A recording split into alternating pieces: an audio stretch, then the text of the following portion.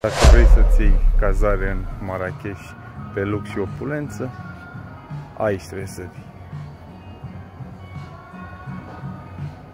Cafenele, magazine, totul pus la punct în cel mai mic detaliu aici. Și în spatele acestei frumuseți nu se putea altfel decât câmp. Foarte mult câmp, liber. Și acolo avem câmp. Acolo, dacă se observă departe, sunt niște blocuri construite noi. Și cred că acolo este aeroportul.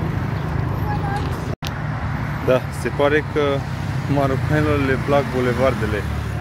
Acolo, peste gard, observă o plantație de măslin.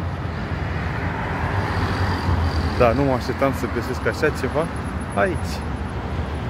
Mâine voi merge în Medina și acolo probabil îmi voi schimba părerea. Păi, și dacă n-am mai fost de mult la țară, iată-mă pe la țară.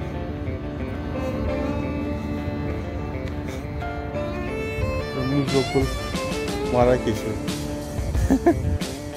De la frumos la urât, de la urât la frumos. Extrem.